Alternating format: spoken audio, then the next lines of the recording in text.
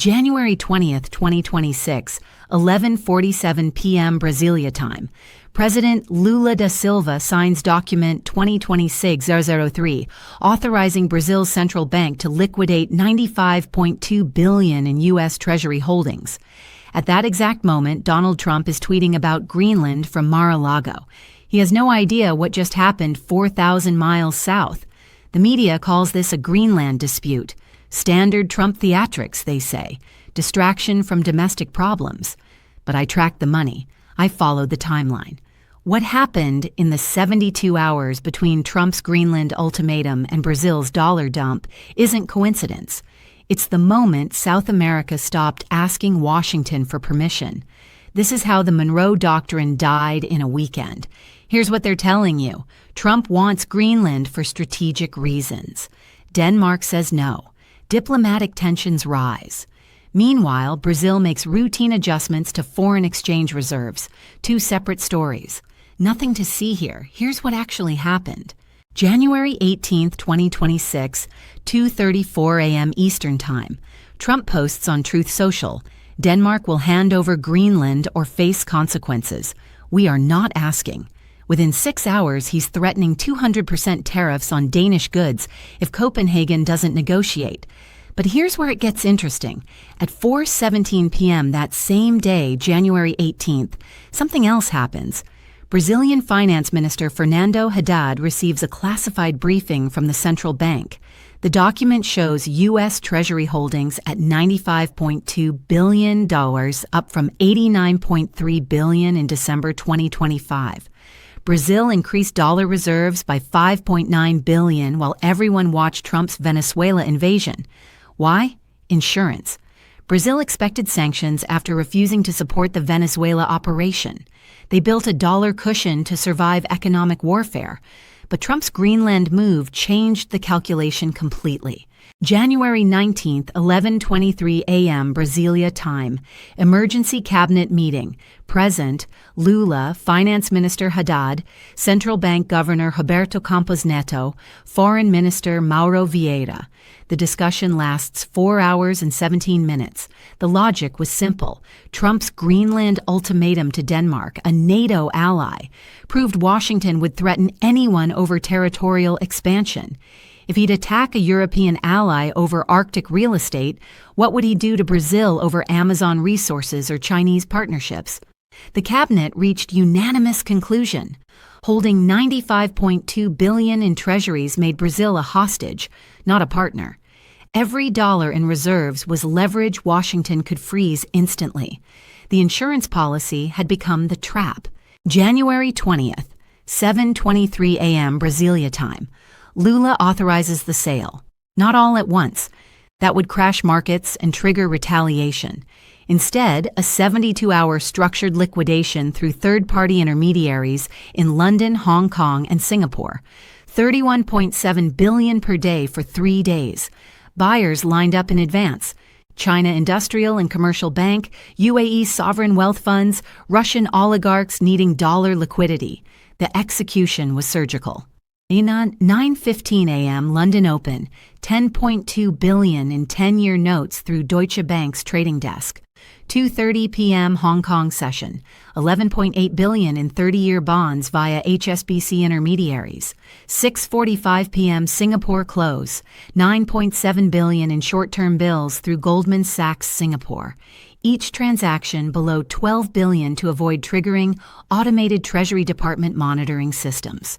Brazilian Central Bank Governor Roberto Campos Neto personally coordinated timing with People's Bank of China, Deputy Governor Pan Gongsheng, not direct communication, through BIS intermediaries in Basel. The signal was simple. Brazil sells, China buys, nobody announces. Beijing absorbed $47.3 billion directly, parking it in offshore yuan liquidity pools. But here's the sophisticated part.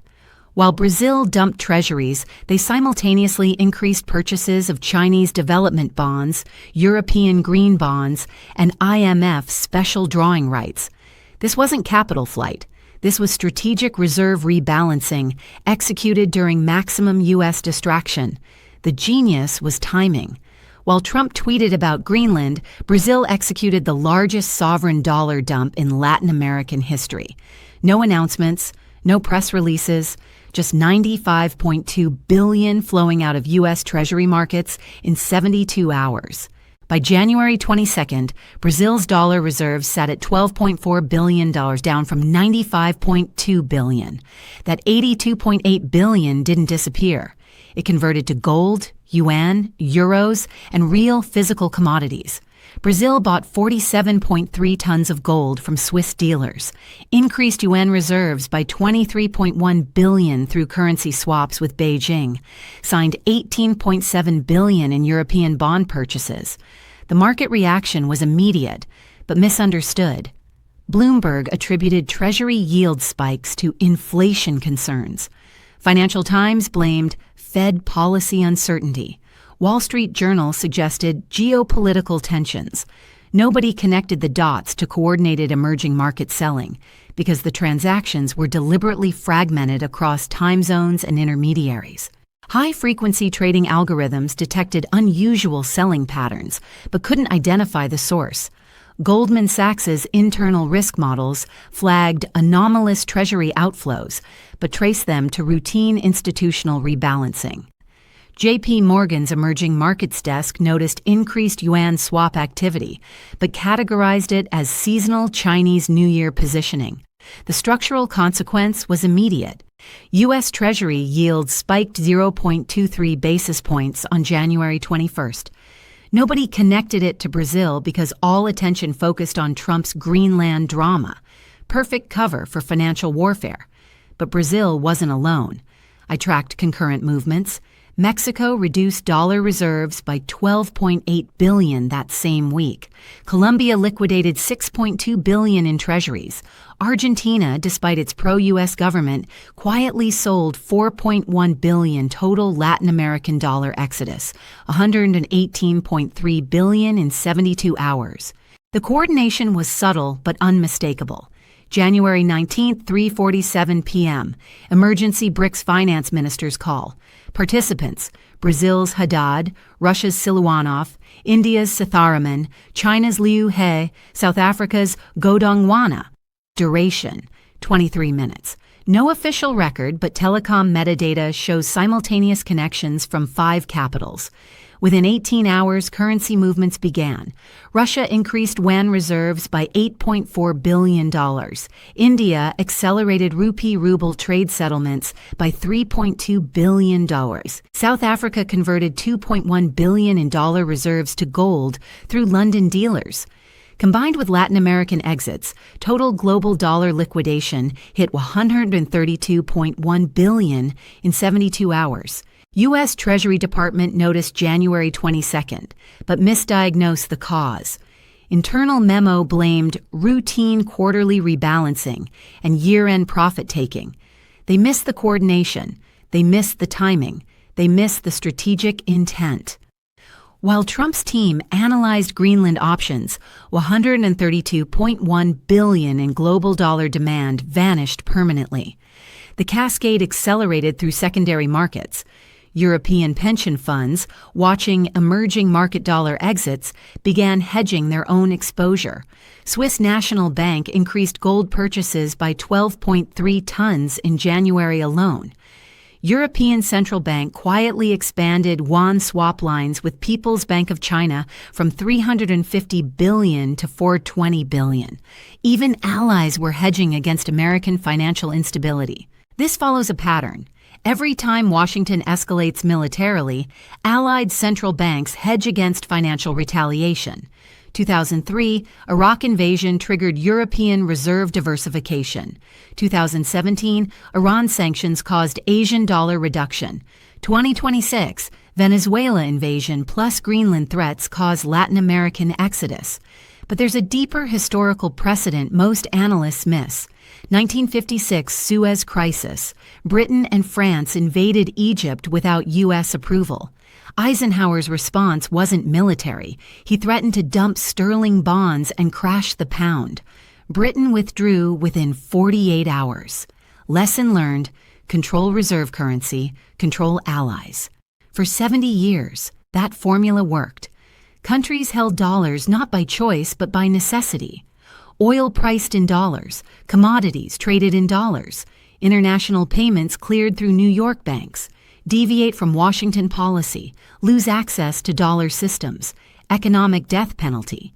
But the formula broke January 20th, 2026. Brazil proved you can exit dollar dependence without economic collapse. The key was preparation. 18 months of quiet infrastructure building, currency swap agreements with China, India, Russia, alternative payment systems through BRICS banks, commodity pricing contracts in local currencies. By the time Lula signed the liquidation order, Brazil had already reduced systemic dollar exposure by 47%.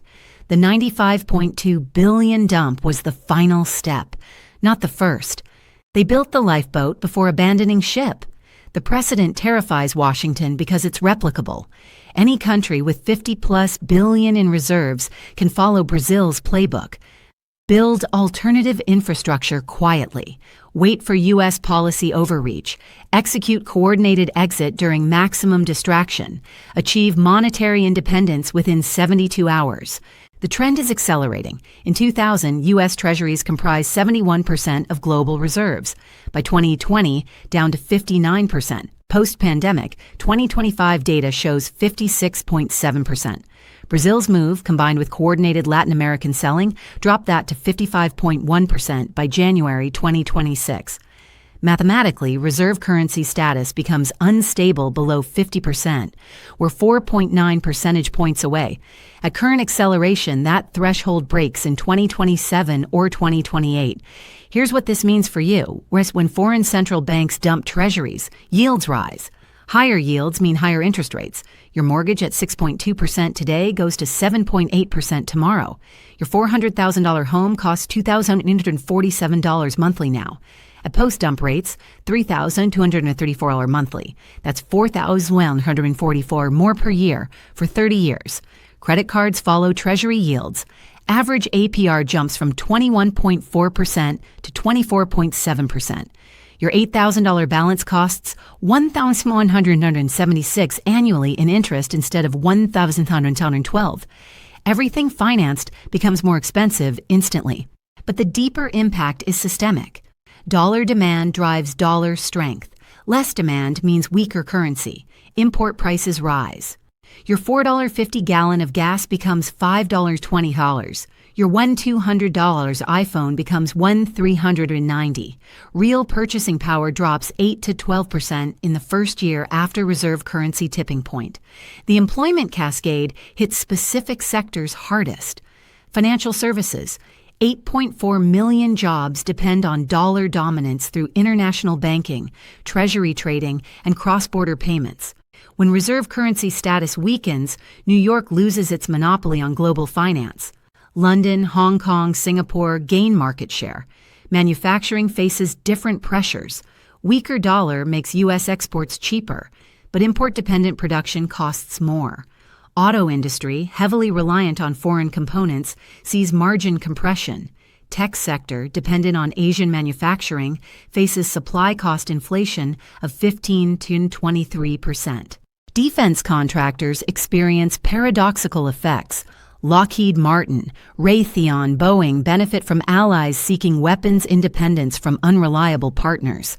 But their supply chains, 34% foreign-sourced, face cost inflation.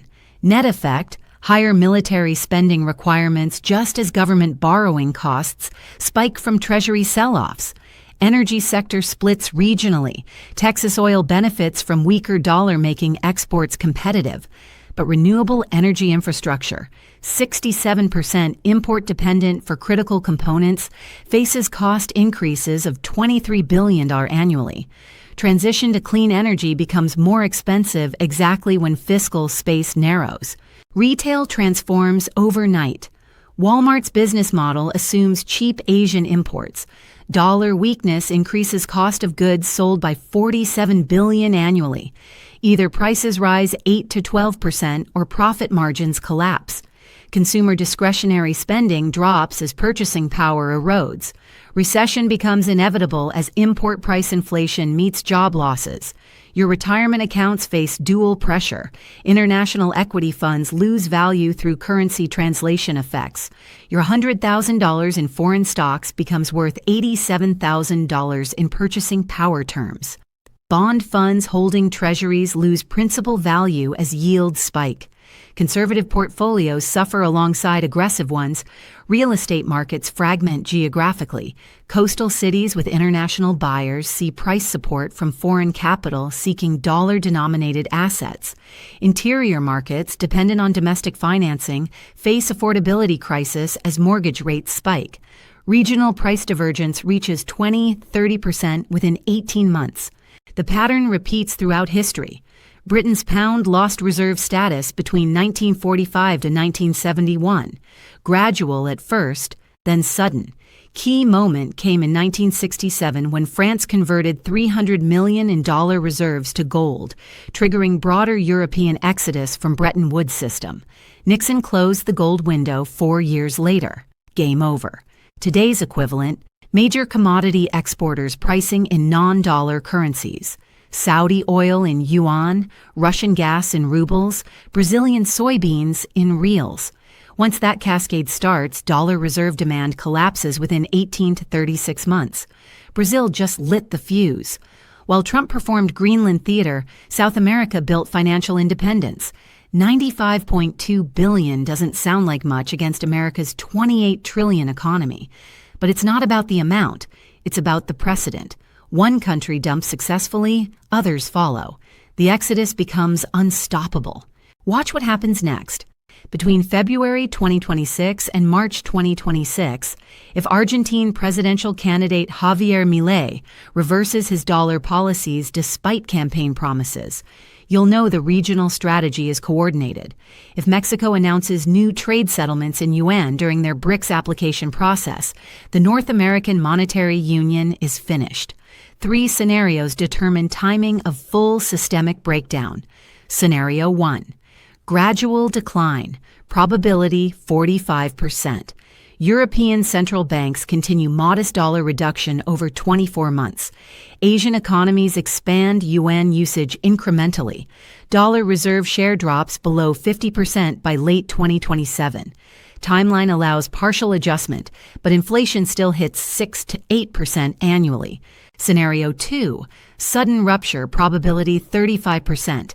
Saudi Arabia announces oil pricing in currency basket including yuan, euro, yen. Triggers immediate global central bank dollar exodus. Reserve currency status collapses within 6 to 12 months. Inflation spikes to 12 to 18%. Interest rates hit double digits. Recession becomes depression. Scenario 3. Managed transition. Probability 20%. Major powers negotiate orderly transition to multi-currency system. Requires unprecedented cooperation between rivals during maximum tension. Least likely given current trajectories, but would limit inflation to 4-6% over 3-year transition period. Wildcards that accelerate timeline. China's invasion of Taiwan forces immediate choosing of monetary systems. Probability unknown but rising. European far-right electoral victories in France or Germany could collapse EU dollar alternatives, extending U.S. dominance by 3 to 5 years. Supreme Court ruling on presidential tariff authority could eliminate Trump's economic weapons overnight. But the biggest wild card is already in motion. India holds $578 billion in foreign reserves, 67% in dollars. Prime Minister Modi faces election pressure to match Brazil's independence move. If India liquidates even 30% of dollar holdings, that's $115.9 billion in additional treasury selling pressure. Combined with ongoing Latin American exits, pushes dollar below critical 50% threshold by Q3 2026. Saudi Arabia holds the nuclear option, $120 billion in treasuries, plus the ability to price oil in alternative currencies. If Riyadh follows Brazil's playbook while Trump threatens another ally, dollar dominance ends in months, not years. The empire doesn't collapse from external enemies. It collapses from internal contradictions. Threatening allies creates the conditions that force allies to hedge against you. The more desperate the threats become, the faster the hedging accelerates. Trump's Greenland ultimatum was meant to show strength. Instead, it showed instability. Brazil's response showed the world that American financial weapons only work against countries that choose to remain vulnerable. Once you diversify reserves, build alternative payment systems, and establish non-dollar trade relationships, sanctions become suggestions. Brazil just demonstrated the playbook. While America was distracted by Arctic territorial disputes, South America quietly achieved monetary independence. The $95.2 billion exodus wasn't an attack on the dollar. It was an escape from dollar dependence. And once the door opens, everyone walks through. The Monroe Doctrine claimed American dominance over the Western Hemisphere for 201 years. It ended not with military defeat or diplomatic revolution, but with a quiet central bank transaction executed while the president tweeted about Greenland. The irony cuts deeper than surface politics. America's founders designed a republic that couldn't sustain empire. Madison warned against foreign entanglements. Jefferson feared central banking. They understood that imperial overstretch destroys domestic liberty and economic stability. Trump's Greenland ultimatum embodied everything they feared: territorial expansion through intimidation, allied relationships as vassalage, dollar weaponization as imperial control. Brazil's response channeled the founders' original vision: monetary independence, strategic autonomy, rejection of financial vassalage. While Trump pursued imperial expansion, Brazil chose republican sovereignty. The bitter irony is that Brazil just demonstrated more American principles than America itself. Math doesn't care about ideology. Systems don't care about intentions. When the numbers reach critical mass, paradigms shift whether you're ready or not. Brazil just pushed us 4.9 percentage points closer to that shift. The countdown has begun, not to America's destruction, but to America's choice. Return to the republic the founders envisioned, or collapse under the empire they warned against. Brazil just showed the world that the empire is optional. The republic is still possible, but time is running out to choose.